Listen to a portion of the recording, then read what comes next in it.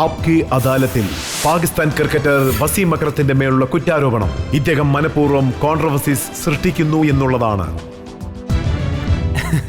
Waseem sir, ധാരാളം കോൺട്രവേഴ്സികളുണ്ട്. West ഇൻഡീസിൽ പോയപ്പോൾ അവിടെ ന്യൂസ് പേപ്പറിൽ എന്താ വന്നെന്ന് വെച്ചാൽ താങ്കൾ ഗഞ്ചാവ് അടിച്ച് ക്രിക്കറ്റ് കളിക്കാൻ വന്നെന്നാണ് കേട്ടത്. അതെ, അങ്ങനെ ഒരു കോൺട്രവേഴ്സി ഉണ്ടായിരുന്നു. ഞാൻ പറഞ്ഞ പോലെ കുട്ടിക്കാലത്ത് ഒരുപാട് തെറ്റുകൾ നടന്നിരുന്നു. ആ തെറ്റുകളിൽ നിന്നാണ് ഞാൻ പാഠങ്ങൾ പഠിച്ചത്. That's what matters at the end of the day. താങ്കൾ ഇർഫാൻ പഠാന് ബോളിംഗ് ക്ലാസ് എടുക്കുന്ന സമയത്ത് അന്നത്തെ ന്യൂസ് പേപ്പറിൽ എന്താ പറഞ്ഞെന്ന് വെച്ചാൽ താങ്കൾ പാകിസ്ഥാൻ ക്രിക്കറ്റിന് വലിയ നഷ്ടമാണ് ഏർപ്പെടുത്തിക്കൊണ്ടിരിക്കുന്നത്. താങ്കൾ പാകിസ്ഥാൻ ടീം തോൽക്കാൻ വേണ്ടിയാണ് ഇങ്ങനെയൊക്കെ ചെയ്തതെന്നും അവർ നോക്കൂ, ഇതൊക്കെ ബുദ്ധിയുമായിട്ട് ബന്ധപ്പെട്ട കാര്യമാണ്. അവർക്കൊന്നും ഒട്ടും തന്നെ ബുദ്ധിയില്ല എന്ന് തന്നെ പറയാം. ഇപ്പോൾ ഞാൻ ഇർഫാൻ പഠാനോട് പറഞ്ഞത് ഗ്രിപ്പിനെ പറ്റിയാണ്, പിന്നെ സ്വിങ്ങിനെ പറ്റിയുമാണ്. പാകിസ്ഥാൻ പ്ലേയേഴ്സ് തന്നെ എന്നെ അതിനെ കുറ്റപ്പെടുത്തുകയുണ്ടായി. ഇർഫാൻ പഠാൻ അന്ന് 4 പേരെ ഔട്ടാക്കിയപ്പോൾ എന്റെ ടിപ്സ് കൊണ്ടാണ് അങ്ങനെ സംഭവിച്ചെന്ന് പറഞ്ഞു. ഞാൻ അവരുടെ മുഖത്ത് തന്നെ നോക്കി നിന്നു. നീ നന്നായിട്ട് കളിക്കുകയാണെങ്കിൽ എങ്ങനെ ഔട്ടാവുക, ഇതിൽ എന്നെ എന്തിനാ ഇങ്ങനെ കുറ്റം പറയുന്നതെന്ന് ചോദിച്ചു. അതൊരാളുടെ വേസ്റ്റ് മെന്റാലിറ്റിയാണ് കാണിക്കുന്നത്.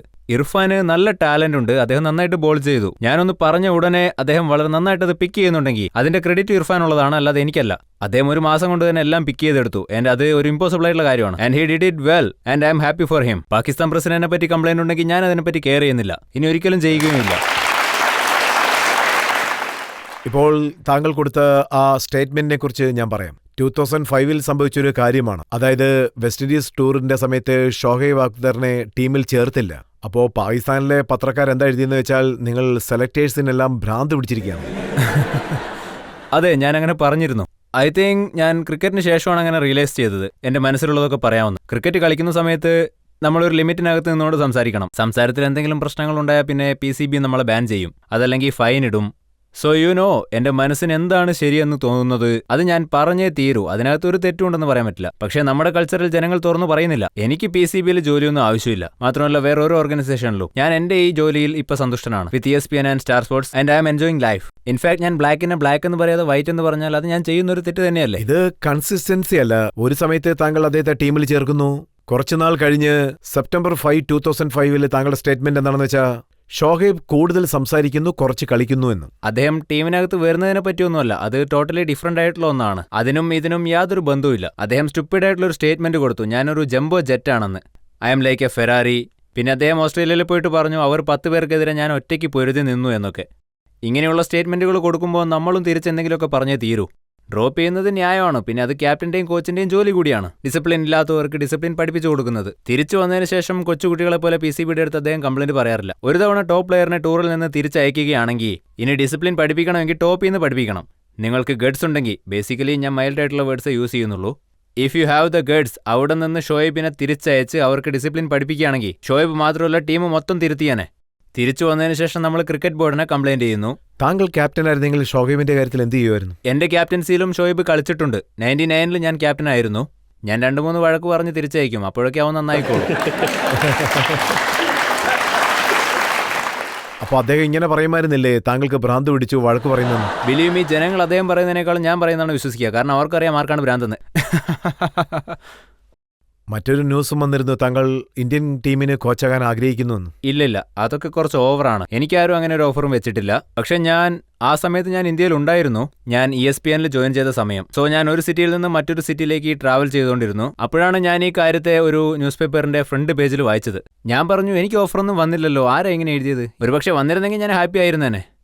എനിക്കൊരു ഓഫറും വന്നിട്ടില്ല. ഒരുപക്ഷെ ഇന്ത്യൻ ടീമിന് കോച്ചാകാനുള്ള സന്ദർഭം കിട്ടിയിരുന്നേ താങ്കൾ അക്സെപ്റ്റ് ചെയ്യുമായിരുന്നു. എനിക്ക് കോച്ചിങ് സ്കില്ലില്ല, കൺസൾട്ടൻസി ഉണ്ട്. ആ വിധത്തിൽ ഞാൻ സഹായിച്ചേനെ. ഞങ്ങളുടേത് ഒരു വിചിത്രമായിട്ടുള്ള കൾച്ചറാണെന്ന് പറയണം. ആരാണെങ്കിലും കോച്ചാവാൻ താല്പര്യപ്പെടും. പാകിസ്ഥാൻ ടീമിന്റേതും ഇന്ത്യൻ ടീമിന്റേതും. അലൻ ബോർഡറിനെ നോക്കൂ, അദ്ദേഹം അണ്ടർ-19 ടീമിന്റെ കോച്ചായി. അദ്ദേഹത്തിന് നല്ല പ്ലേയേഴ്സിനെ സൃഷ്ടിക്കാൻ പറ്റും അദ്ദേഹത്തിന്റെ നാടിന് വേണ്ടി. പക്ഷെ ഇവിടെ നിന്ന് പോകുന്നവർ കാശ് അധികം കിട്ടാൻ വേണ്ടിയോ എക്സ്പോഷർ കിട്ടാൻ വേണ്ടിയാണ്. രാജ്യത്തിന് സേവനം ചെയ്യാൻ ആഗ്രഹിക്കുന്നുണ്ടെങ്കിൽ അണ്ടർ-19 കോച്ചാവണം. പിള്ളേർക്ക് പഠിപ്പിക്കൂ, അവർ ഭാവിയിൽ നല്ല പ്ലേയേഴ്സായി മാറും.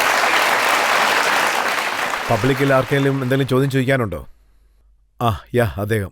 വസീം സാർ, നിങ്ങൾ ക്രിക്കറ്റിൽ ഫേമസ് ആയ ആൾക്കാരിൽ ഒരാളാണെന്നാണ് ഞാൻ വിശ്വസിക്കുന്നത്. നിങ്ങൾ എന്തുകൊണ്ടാണ് ഒരു ടീമിന്റെ കോച്ചാവാൻ ആഗ്രഹിക്കാത്തത് സാർ? നിങ്ങളുടെ ഇന്റർവ്യൂ പഠിച്ചപ്പോൾ നിങ്ങൾക്ക് കോച്ചാവാൻ ആഗ്രഹമില്ലെന്നാണ് പറഞ്ഞിരിക്കുന്നത്. ഒരുപാട് പേര് എന്നോട് ഈ ചോദ്യം ചോദിച്ചിട്ടുണ്ട്, എന്തുകൊണ്ട് നിങ്ങൾക്ക് പാകിസ്ഥാന്റെ കോച്ച് ആയിക്കൂടാ എന്ന്. ഇർഫാൻ പഠാൻ ഒരു കാര്യം പറഞ്ഞു കൊടുത്തപ്പോൾ തന്നെ പാകിസ്ഥാനുള്ള എല്ലാ ന്യൂസുകാരും എന്നെപ്പറ്റി ഒരുപാട് കാര്യങ്ങൾ എഴുതി. കോച്ചിങ് ഒരു ഡിഫറൻ്റ് ആയിട്ടുള്ള സ്കില്ലാണ്. അതിന് പേഷ്യൻസ് വേണം, പിന്നെ ഓർഗനൈസ് ചെയ്യാനും അറിയണം. എനിക്കത് രണ്ടും തന്നെ ഇല്ല.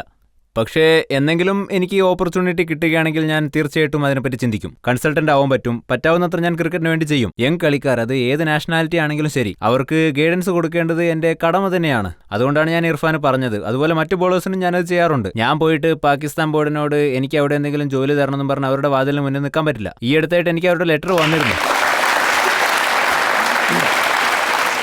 ഇതിൽ ഫണ്ണി ആയിട്ടുള്ള കാര്യം എന്താണെന്ന് വെച്ചാൽ PCBയുടെ അടുത്ത് നിന്ന് എനിക്കൊരു ലെറ്റർ വന്നു. അതൊരു 2-3 ആഴ്ച മുന്നേ ആയിരുന്നു. അതിൽ എന്തൊക്കെ ജോബ്സ് അവൈലബിൾ ആണ് എന്ന് എഴുതിയിരുന്നു.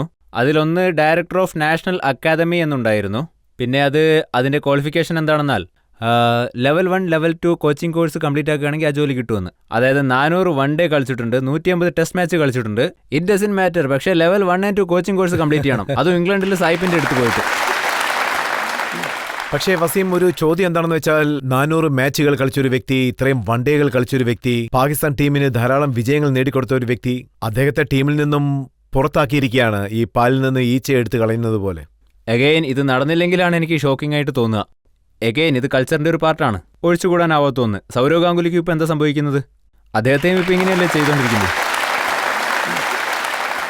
നമ്മൾ വീണവരെ വീണ്ടും വീഴ്ത്തുകയാണ്. പക്ഷേ അത് ഓപ്പോസിറ്റായിട്ട് മാറേണ്ടതുണ്ട്. ഒരുപക്ഷെ ഇപ്പോൾ സൗരവ് ഗാംഗുലിക്ക് 33 വയസ്സാണെന്ന് വെക്കുക. ഇന്ന് അദ്ദേഹം ശരിക്കും കളിച്ചില്ല, അദ്ദേഹം ഔട്ട് ഓഫ് ഫോമിലാണ്. പക്ഷെ അദ്ദേഹം ക്രിക്കറ്റിലുണ്ട്. അദ്ദേഹം ക്യാപ്റ്റൻ അല്ല, ഓക്കെ.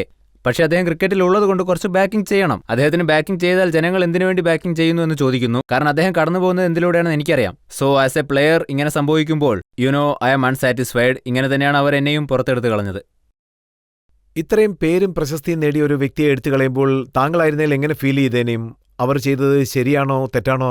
തീർച്ചയായും. പക്ഷേ അതിനുവേണ്ടി ഞാൻ റിഗ്രറ്റ് ചെയ്തിട്ടില്ല. റിട്ടയർ ആയതിൽ എനിക്ക് സന്തോഷമേ ഉള്ളൂ. കൂടിപ്പോയ 6 മാസം കൂടി എനിക്ക് കളിക്കാൻ പറ്റുമായിരുന്നുള്ളൂ. ഒരു വർഷത്തിന് ശേഷം എന്നെ ഡ്രോപ്പ് ചെയ്യുന്നതിന് പകരം ഞാനായിട്ട് ഒഴിഞ്ഞു മാറുന്നത് നല്ലതല്ലേ? ജനങ്ങൾ ഇപ്പോഴും പറയും നിങ്ങൾക്ക് ഒരു വർഷം കൂടെ കളിക്കാമായിരുന്നു എന്ന്. പിന്നെ പറയും അദ്ദേഹത്തിന് വയസ്സായി, അവരെ മാറ്റുമെന്ന്.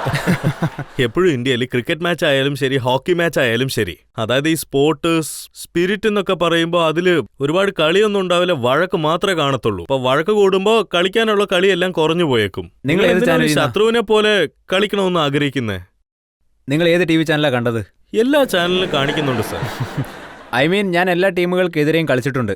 പ്ലേയേഴ്സിനിടയിൽ ദേഷ്യത്തോടെ സംസാരിക്കാറുണ്ട്. എന്ന് വെച്ച് ഇതുവരെ പ്രോബ്ലം ഒന്നും ഉണ്ടായിട്ടില്ല. ഇതാണോ സ്പോർട്സ് സ്പിരിറ്റ്? ഉറപ്പായിട്ടും അങ്ങനെ തന്നെയാണ്. ഓസ്ട്രേലിയൻസ് ചെയ്താൽ ശരി, ഞങ്ങൾ ചെയ്താൽ തെറ്റ് എന്നാണോ?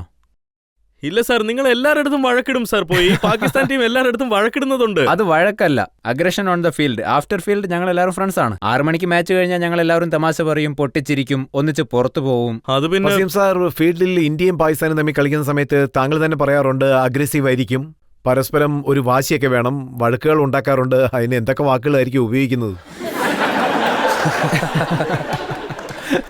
നിങ്ങളിത് ബീപ്പ് ചെയ്യേണ്ടി വരും, താഴെ കൊച്ചു കുട്ടികളൊക്കെ ഇരിക്കുന്നുണ്ട്.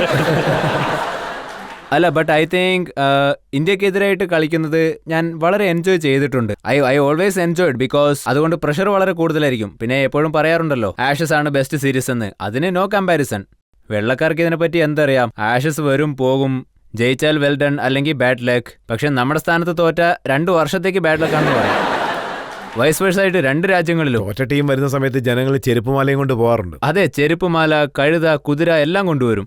ആൻഡ് ഐ തിങ്ക് അതും ഒരു തരത്തിൽ ഫണ്ണാണ്. അത് പ്ലേയേഴ്സിൽ പ്രഷർ ഉണ്ടാക്കാൻ തുടങ്ങും. 2 മാസം മുന്നേ തന്നെ, ഒരുപക്ഷെ ഇന്ത്യ പാകിസ്ഥാനിൽ പോവാണെങ്കിൽ മുന്നേ തന്നെ സംസാരിക്കാൻ തുടങ്ങും. ഡ്രൈവർ ആരൊക്കെ കണ്ടാലും, റിക്ഷ ഡ്രൈവർ, അച്ഛൻ, അമ്മ, ചേച്ചി, അനിയൻ, ഫ്രണ്ട്സ് എല്ലാവരും പറയും നിങ്ങൾ തോൽക്കരുതെന്ന്. സോ അതുകൊണ്ട് തന്നെ പ്ലെയറിന്റെ ഉള്ളിൽ ഒരു പ്രഷർ ഉണ്ടാവും. And it's A beauty of it. ആ പ്രഷറിനെ നമ്മൾ എങ്ങനെ കൺട്രോൾ ചെയ്യുന്നു എന്നത്. പിന്നെ അഗ്രഷനെ പറ്റി പറയുകയാണെങ്കിൽ വഴക്കും കാര്യങ്ങളൊക്കെ ഉണ്ടാവും. പക്ഷേ അത് കാരണം പ്രശ്നങ്ങളൊന്നും ഉണ്ടാവാറില്ല. എല്ലാ ടീമിലും ഇത് സംഭവിക്കും. ഞങ്ങളുടെ ടീമിലാണെങ്കിലും അവരുടെ ടീമിലാണെങ്കിലും ചെറിയ വഴക്ക്, അത്രയേ ഉള്ളൂ. സച്ചിനെ പോലെ ഒരു പ്ലെയർ, രാഹുൽ ദ്രാവിഡിനെ പോലെ ഒരു പ്ലെയർ, അവരൊക്കെ ഗ്രേറ്റ് പ്ലേയേഴ്സ് ആണ്, വലിയ അംബാസിഡേഴ്സ് ആണ്. അവരൊന്നും ഞങ്ങളൊന്നും പറയാറില്ല. കാരണം അവരും ഞങ്ങളെയും ഞങ്ങളുടെ പ്ലേയേഴ്സിനെയും ഒന്നും പറയാറില്ല. സോ ഇതൊക്കെ ഒരു സൈക്ലിംഗ് പോലെയാണ്, എല്ലാവരും യൂസ് ചെയ്യും, അത്രയേ ഉള്ളൂ.